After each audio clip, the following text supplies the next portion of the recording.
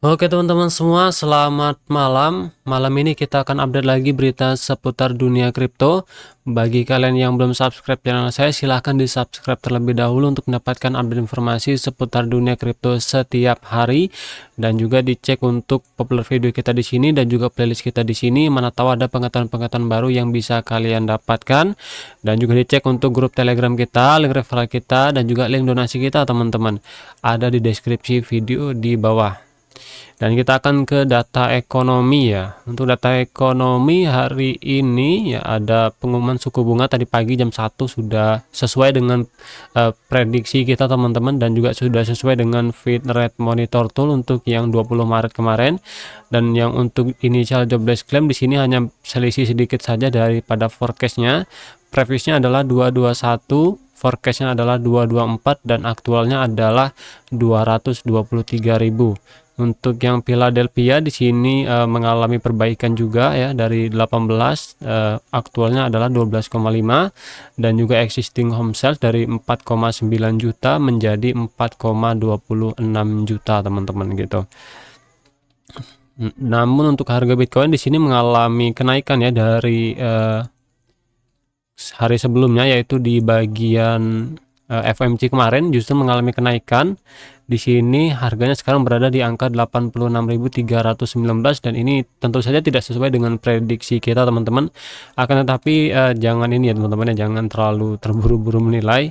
Saya sendiri sudah beli emas itu di harga 1933, dan sekarang profitnya itu mungkin setara dengan ya 4% lah rata-rata kalau kita hitung ya dalam pergerakannya. Jadi kalau kita bandingkan dengan Bitcoin hanya selisih sedikit saja teman-teman ya. Saya jual di 81.700 mungkin 700, dan kalau seandainya di harga sekarang itu 5%-an teman-teman ya. Hanya selisih sedikit saja dari harga saya beli dari emas teman-teman ya. Nah, di sini untuk malam ini sepertinya ada dari Digital Asset Summit teman-teman ya, dan ini katanya itu mirip dengan Crypto Summit, cuman bedanya Digital Asset Summit ini lebih ke arah retail seperti Michael Saylor dan juga CEO dari Ripple teman-teman ya. Dan untuk harga Ethereum di sini berada di angka 2003 ya. Kabarnya untuk Ethereum ini akan membatalkan atau menghentikan upgrade dari testnet Holesky karena terlalu banyak kendala di situ teman-teman. Namun untuk yang Sepolia masih diteruskan, dan untuk yang Hoodie kabarnya juga akan jadi pengganti dari testnet Holesky itu. Nah, untuk XRP dia menang ini teman-teman ya, menang gugatan melawan SEC. Lebih tepatnya sih bukan menang teman-teman ya, tetapi lebih tepatnya itu SEC membatalkan gugatannya, dan ya ini dianggap kemenangan lah oleh CEO dari Ripple. Untuk BNB berada di angka 627 untuk hari ini. Jangan lupa BNB ada hard fork ya. Kemudian Solana berada di angka 131 dolar. Untuk berita terakhirnya itu adalah ETF Solana untuk yang voters atau yang berjangka teman-teman ya. Untuk Cardano atau ADA belum ada berita terbaru ya. Dogecoin di 17.367, TRX di 0,2320, Link di 1469, ton USDT di 3,814 teman-teman. Dan untuk yang ke bawah sini belum ada berita lain ya. Mungkin di XY di sini berada di angka 103.586 mengalami kenaikan ya. Ya agak anehnya kalau di XY naik, kenapa kok harga BTC juga naik ya? Harusnya harga BTC itu berlawanan dengan harga di XY. Dan untuk S&P 500 di sini mengalami kenaikan, dan ini sudah sejalan dengan Bitcoin. Jadi kalau S&P naik, Bitcoin juga naik. Dan untuk yang emas di sini mengalami penurunan ya, dari all time high-nya itu pernah menyentuh di 3059, dan sekarang berada di area 3038 teman-teman gitu. Mungkin kita akan coba cek untuk Fear and Greed Index ya. Untuk Fear and Greed Index sekarang berada di angka 31. Sebelumnya itu di 23, jadi cuma naik dikit aja dari kenaikan yang kita lihat teman-teman. Dan untuk likuidasinya ini mengalami kenaikan ya, dari sebelumnya itu hanya di angka 100 jutaan dan 200 jutaan, sekarang naik ke 300 jutaan dolar dan didominasi oleh yang membuka posisi short teman-teman di angka 187,09 juta dolar. Dan kita akan ke ini teman-teman ya, kita akan coba ke Watcher Guru. Oke, untuk Watcher Guru ya ada berita yang ini, Michael Saylor mengatakan euro akan segera membutuhkan Bitcoin. Ada juga dari Pakistan akan melegalkan cryptocurrency.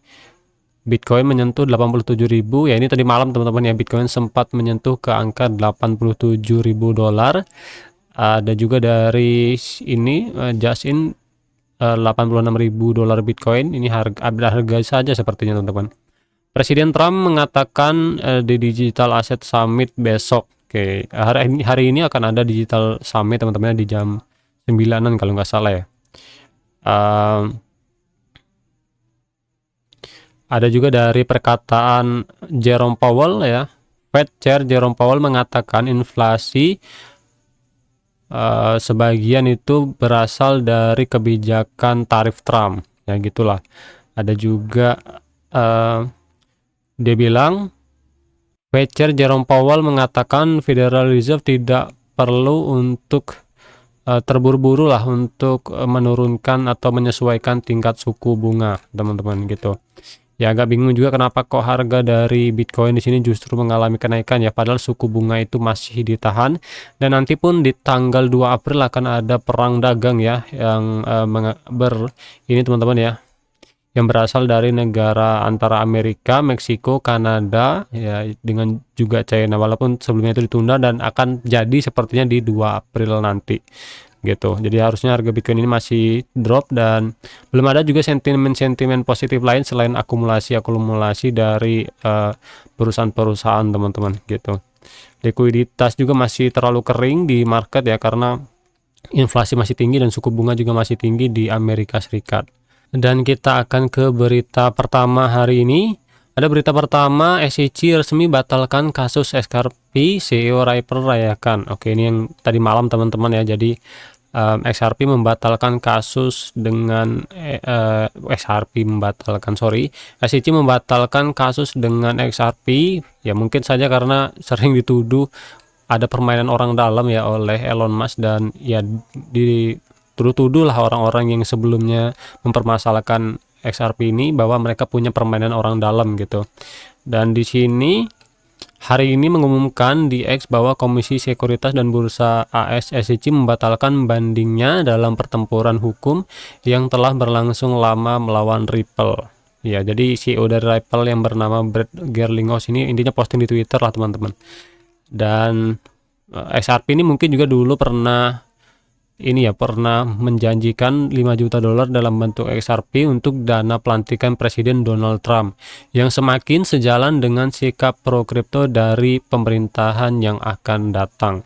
Ya mungkin ini adalah salah satu faktornya, dan juga dituduh punya permainan orang dalam oleh Elon Musk mungkin ya gitu.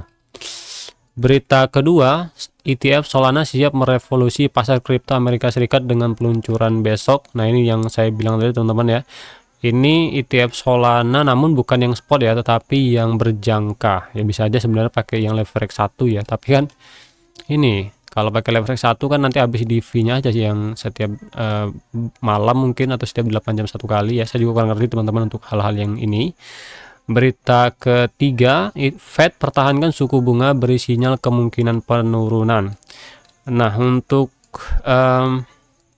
ini ya, untuk Fed Rate Monitor Tool itu di Mei 8 nanti atau tanggal 8 Mei nanti, untuk tingkat keputusan suku bunganya ya justru masih didominasi oleh 4,25 hingga 4,5% teman-teman ya. Dan untuk yang 4,00 dan 4,25% itu masih kecil proporsinya teman-teman. Di sini hanya hitungan belasan persen saja gitu.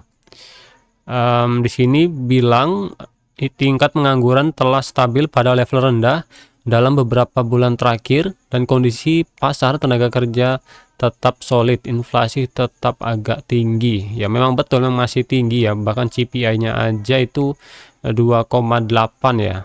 Untuk yang PCE-nya itu di 2, berapa ya, 2,7an mungkin ya. Jadi masih ini ya, masih terlalu tinggi. Mungkin harapannya itu bisa di 2,5an ke bawah teman-teman ya, baru di cut rate. Mungkin 0,5 basis point kalau bisa ya, dari ketika udah di bawah 2,5 persenan untuk tingkat inflasinya. Dan di sini dengan mencatat ketidakpastian ekonomi yang benarkan tidak mengubah suku bunga. Ketidakpastian ekonomi yang dimaksud di sini itu adalah dari kebijakan Donald Trump teman-teman ya, yang menerapkan tarif pajak untuk Meksiko, Kanada, dan juga China yang akan berlaku di 2 April nanti. Oke, kita akan ke berita keempat ya. Bukan berita keempat, tapi ini kelanjutannya teman-teman ya. Bitcoin, Ethereum, Solana melonjak setelah pernyataan Federal Reserve ya. Harga dari Bitcoin naik ke 87.000 ya setelah dari FOMC kemarin ya. Padahal saya kira bakalan turun teman-teman ya. Tapi ya begitulah. Yang namanya market itu benar-benar unpredictable dan sangat sulit sekali untuk kita prediksi, bahkan untuk hal-hal seperti itu. Salah satu alasan lainnya juga mungkin karena adanya digital summit teman-teman ya di malam ini. Komite berupaya mencapai lapangan kerja maksimum dan inflasi pada tingkat 2% dalam jangka panjang. Ya masih jauh ya. Sekarang aja di atas 2,6, 2,7, 2,8 lah. Untuk ke 2% ini kayaknya kecil banget kemungkinan untuk teman-teman ya. Oke, kita akan lanjut ke berita kelima. Carolina Utara dan Minnesota memperkenalkan undang-undang untuk memperluas adopsi Bitcoin. Ya, ada 2 negara bagian dari Amerika Serikat lagi yang memperkenalkan undang-undang untuk memperluas adopsi Bitcoin. Jadi ini teman-teman ya, masih negara bagian Amerika Serikat dan belum tentu disetujui juga gitu. Dan menurut beberapa berita yang saya baca, rancangan undang-undang tersebut itu banyak ditolak teman-teman, karena volatilitas dari Bitcoin itu masih terlalu tinggi untuk dijadikan ini ya teman-teman ya, sebagai aset cadangan lah untuk devisa negara. Dan kabarnya di sini untuk mengalokasikan hingga 10% dana publiknya ke dalam Bitcoin. Ya, belum dijelasin 10% itu dari berapa ya. Dana publiknya itu juga dari mana-mana aja, nggak dijelasin di sini teman-teman ya. Berita ke-6, Raydium akan meluncurkan Launch Lab, platform penerbitan token Solana baru untuk menyaingi PumpFund. Ada Raydium, dia ingin menyaingi PumpFund, tapi kabarnya dia akan meniru antarmuka pengguna PumpFund, tetapi itu bukan hasil percabangan. Jadi akan ditiru plek-ketiplek kayaknya ya. Cuman di sini memungkinkan proyek untuk menyempurnakan harga token berdasarkan permintaan pasar. Platform ini juga akan memungkinkan antarmuka pengguna pihak ketiga untuk menetapkan struktur biaya mereka sendiri, yang menawarkan fleksibilitas yang lebih besar bagi pengembang dan pengguna. Ya kalau misalnya harganya memang ditentukan oleh pasar lah. Jadi gimana maksudnya ini nih. Dan juga struktur biaya mereka sendiri. Ya bukannya memang begitu teman-teman ya, untuk bikin token itu biayanya diatur sendiri nggak sih? Untuk memberdayakan ekosistem Solana, bukan membatasinya. Jadi biar gimana nih maksudnya, biar orang-orang bisa bikin token itu dari mana saja ya, bukan hanya dari PumpFund aja, mungkin gitu kali maksudnya teman-teman ya. Berita ke-7, Justin Sun janjikan dukungan penuh untuk meme koin Tron, bebaskan biaya perdagangan selama 6 bulan. Kayak ada koin Sun ini bikinan siapa saya nggak tahu teman-teman ya. Berjanji akan menyumbangkan semua hasil dari proyek terkait meme dan secara pribadi menanggung segala potensi kerugian. Ya mungkin ini dia sendiri yang bikin ya mungkin. Sun meme coin di blockchain Tron, pembebasan biaya berdagang untuk transaksi meme coin di platform Tron selama 6 bulan ke depan. Kalau 6 bulan sih masih terlalu sebentar teman-teman ya. Nggak bisa 2 tahun gitu. Oke, itu dia, dan kita akan lanjut ke berita ke-8.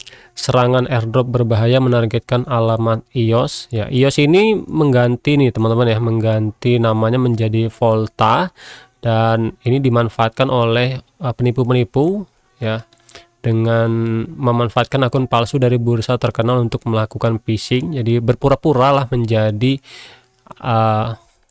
bursa-bursa terkenal seperti Binance dan juga OKX. Nah, mereka ini bilang ya kan ada masalah lah intinya yang mengharuskan untuk entah login entah gimana, di situ di sini nggak disebutin ya. Masyarakat khawatir akan risiko phishing ini. Nah, itu teman-teman, jadi hati-hati, jangan percaya. Ada dua di sini yang dijelasin untuk akun penipuannya. Itu adalah Binance Kleos dan juga OK to the Moon yang untuk meniru OKX, yang Binance Kleos ini untuk meniru Binance, teman-teman, gitu. Berita ke-9, pengembang Ethereum akan mengakhiri dukungan untuk testnet Holesky pada bulan September. Nah, ini yang saya bilang tadi, jadi di September nanti akan dihentikan untuk testnet Holesky-nya, dan penggantinya itu adalah Hodi testnet. Kenapa diganti? Karena mengalami komplikasi selama aktivasi testnet Pectra dengan masalah terkait perubahan konfigurasi kontrak deposit dan banyak masalah lainnya, teman-teman, yang kecil kemungkinan untuk berhasil, jadi digantikan dengan Hodi. Sepolia pulih dengan cepat dari aktivasi, tetapi Holesky mengalami beberapa kebocoran tidak aktif yang memperpanjang periode pemulihannya. Sepolia juga ada masalah, teman-teman, cuman dia itu gampang benerinnya lah, sementara yang Holesky mungkin terlalu susah gitu. Ini dia, teman-teman, ya, testnet Hodi diperkenalkan sebagai pengganti dan akan dilakukan untuk testnetnya itu di 26 Maret 2025 nanti. Dan kabarnya untuk extra upgrade itu kalau berhasil ya akan diterapkan di bulan April nanti, teman-teman. Dan untuk yang sudah ada di Holesky, hadiahnya itu nanti akan diberikan ke alamat yang sudah ditetapkan. Ya, 32 Ethereum milik validator dan juga hadiahnya gitu.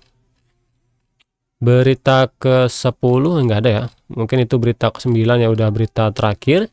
Oke, itu dia, teman-teman, ya, 9 berita hari ini. Bagi kalian yang belum subscribe channel saya, silahkan di subscribe terlebih dahulu untuk mendapatkan update informasi seputar dunia kripto setiap hari.